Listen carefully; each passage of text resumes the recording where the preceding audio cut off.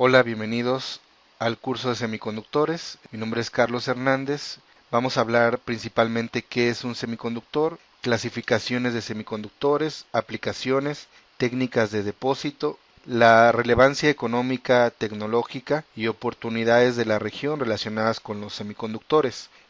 Pues, ¿qué es un semiconductor? Un semiconductor, básicamente desde el punto de vista de la conductividad, es un material que no es un conductor como tal, como metálico, pero tampoco es un aislante. Y entonces su conductividad eléctrica, el rango de conductividad de un semiconductor son de 10 a la menos 6 hasta 10 a la 4 ohms a la menos 1, centímetro a la menos 1.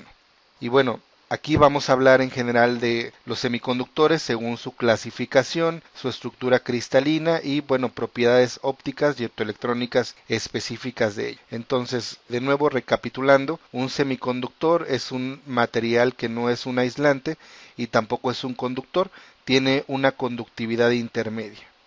Normalmente el semiconductor más conocido es el silicio. Es el silicio, pues, porque tiene la capacidad de que puede ser fácilmente empleado para aplicaciones industriales. El silicio es un material altamente abundante en la Tierra y bueno, a partir de ciertos procesos tecnológicos lo podemos utilizar para dispositivos semiconductores como el diodo, como pues toda la electrónica, ¿no? La electrónica basada en silicio, básicamente con ella hacemos microprocesadores, hacemos FPGAs, por mencionar algunos ejemplos. Sin embargo, el silicio no es el único semiconductor. Hay semiconductores también que presentan propiedades diferentes al silicio, como son el nitruro de galio, arsenuro de galio, entre otros. Semiconductores que tienen la capacidad de emitir luz, por ejemplo, a diferencia del silicio. Desde una clasificación desde el punto de vista estructural, tenemos semiconductores cristalinos, policristalinos y amorfos. Bueno, como podemos ver a la derecha tenemos una microscopía electrónica de transmisión.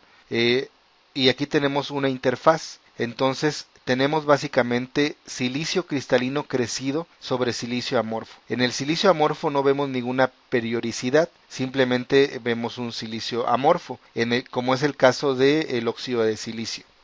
Por otro lado, en el silicio cristalino, altamente cristalino, vemos una periodicidad de los átomos. Los átomos están estructurados de manera regular, de tal manera que permite tener propiedades ópticas y electrónicas específicas. Y bueno, pues aquí vemos que esta es una resolución atómica del orden de 5 nanómetros. Adicionalmente tenemos los materiales policristalinos. Se basan en cristales que pueden tener, o una película que puede tener diferentes cristales dentro de una misma, es decir, con diferente orientación cristalina o diferente concentración de materiales. Aquí este es un ejemplo del material CZTS empleado en celdas solares y aquí tenemos unas multicapas. Como vemos, los granos del CZTS, también tenemos una capa de interfaz y también tenemos pues una capa metálico hasta aquí, hasta el MO. Y por último, los materiales amorfos, estos materiales que no son periódicos, es decir, que no tienen una estructura que se pueda repetir, y en este caso, pues obviamente van a ser pues materiales amorfos al no tener una estructura definida. Por partes pueden tener una cierta periodicidad, pero no en toda la estructura. Y normalmente, como estos materiales tienen ciertas características, se les puede hidrogenar, se les puede agregar átomos de hidrógeno para poder, pues digamos que reducir ciertos defectos cristalinos. Entonces, recapitulando, tenemos cristalinos o single crystal, policristalinos y amorfos. La clasificación desde el punto de vista del ancho de banda o el energy gap. El energy gap es la energía necesaria para hacer que un electrón brinque desde el máximo de la banda de valencia hacia el mínimo de la banda de conducción. Estos materiales le llamamos semiconductores de banda directa, en el cual el mínimo de la banda de conducción coincide con la banda de valencia. Por otro lado, existen semiconductores que son de banda indirecta, como es el caso del silicio. En el caso del silicio, el mínimo de la banda de conducción no coincide con el máximo de la banda de valencia, y entonces para emitir luz para conservar la energía, pues se requiere emitir un fonón. Un fonón es una cuasi partícula de una vibración atómica de la red. Y bueno, algunos ejemplos de este tipo de semiconductores de ancho de banda directa o de energy gap de banda directa, como el arsenuro de galio. De banda indirecta es como el silicio, El silicio no puede emitir luz, puede absorber, pero no puede emitir luz debido a que no coinciden el máximo y el mínimo. Y algo que no mencioné es que este diagrama está expresado, digamos, pero está ilustrado desde el punto de vista o en función del espacio de K, o es decir, el espacio de momentum. Y bueno, tenemos la energía versus el momentum de esta población de partículas que pueden viajar a través de estas bandas de energía. Y bueno, simplemente para ilustrar un poco más efectivamente los materiales, tenemos los materiales semiconductores en las cuales las bandas están separadas. Tenemos una banda prohibida, que es el energy gap. Tenemos una banda de conducción y una banda de valencia, y también en algún lugar debemos de tener el nivel de Fermi. Por otro lado, si empezamos a reducir esta separación de las bandas, podemos con menos energía hacer que los electrones de la banda de valencia brinquen a la banda de conducción, y cuando digamos que traslapamos estas bandas, overlapping, pues tenemos un metal en el cual el nivel de Fermi justamente coincide con esta interfaz, y bueno, solamente hay un nivel de energía donde moverse, y pues hay un mar de electrones libres, y por eso es un conductor. Entonces, entre mayor sea la separación del gap, más aislante será, y conforme vayamos reduciendo esta separación, puede estar en el semiconductores hasta llegar al metal. Técnicas de depósito de semiconductores, hay muchas, yo les voy a mencionar algunas en las cuales tengo experiencia.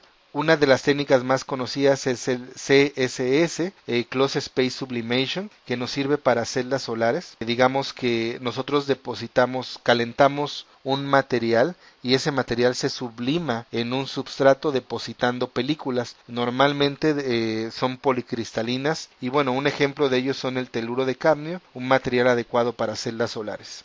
Otra técnica es sputtering, que en un sistema de vacío generamos un plasma, y ese plasma va a desbastar o va a bombardear un material, y ese material se va a desprender y depositarse en un substrato. Tenemos sistema de depósito por láser pulsado, en este caso PLD o PLD. Básicamente la ablación láser, nosotros incidimos un láser de alta energía, y ese también desbasta el material y permite que se deposite en un substrato. Y bueno, y una de las técnicas más controladas y más complejas es molecular beam epitaxy o epitaxia por haces moleculares, donde tenemos una cámara de ultra alto vacío del orden de 10 a la menos 10 torr, en el cual podemos calentar un substrato. Es normalmente, por ejemplo, del nitruro de galio o arsenuro de galio, entre 600 y 700 grados, y además calentamos unas celdas de fusión. Entonces estas celdas de fusión calientan y pueden emitir haces moleculares que se van a depositar en un substrato que esté en la cámara de vacío. Ahora este substrato va a estar caliente, y entonces podemos controlar el depósito hasta monocapas atómicas. Aplicaciones de los semiconductores. Una de las aplicaciones es la electrónica. Aquí voy a mencionar 4: electrónica, optoelectrónica, VLSI, nanotecnología, que VLSI entra dentro de electrónica también, pero puede haber electrónica de alta potencia, electrónica de alta frecuencia. Para ello usamos los transistores GEMS. En optoelectrónica, por ejemplo, celdas solares, LEDs. En VLSI, diseño de circuitos integrados, aquí entra el silicio y entra pues los circuitos como los FPGAs. Y nanotecnología, tenemos cuestiones, pues el grafeno, por ejemplo, ¿no? El impacto económico, miren, el tamaño de mercado de los LEDs está del orden de 18,000 millones de dólares anuales, y pues va creciendo, ¿no? Y aplicaciones están en wearables, móvil, automóvil, televisión, etcétera. Los System on Chip también tienen del orden de 544 miles de millones de dólares para el 2029. Y bueno, pues hay una serie de aplicaciones para esto, celdas solares igual del orden de 40,000 millones de dólares, y esto va creciendo sin importar la tecnología. Y bueno, la estrategia que nosotros trabajamos, porque trabajamos en México, es hacer colaboración con diferentes instituciones para desarrollar dispositivos semiconductores. Las oportunidades que tenemos en el estado, nosotros nos encontramos en Chiapas, justamente estamos muy cerca de la frontera con América Latina, y bueno, pues podríamos desarrollar semiconductores y circuitos para abastecer América Latina. O las oportunidades están una serie de empresas como NXP, Intel, Continental, Siemens, TI, Texas Instruments, Tesla. Y bueno, la idea básicamente es desarrollar ese tipo de materiales, dispositivos y circuitos para satisfacer las demandas de esta industria y eventualmente traerlas a nuestro estado, o también desarrollar lo que yo básicamente trabajo es consultoría, ¿no? Y bueno, este es un servidor, aquí pues tenemos experiencia en cuartos limpios, en microscopía electrónica de transmisión, podemos analizar materiales hasta 10 nanómetros, hemos desarrollado transistores, hemos desarrollado circuitos integrados como son OPAMs, podemos diseñar circuitos como OPAMs, entre otras cosas, ¿no? Celdas solares, etcétera. Y pues bueno, regularmente publicamos una serie de artículos, como pueden ver, en revistas indexadas JCR, diseño de OPAMs, de verdad. Actualmente estamos abriendo la línea de diseño de microprocesadores basados en FPGAs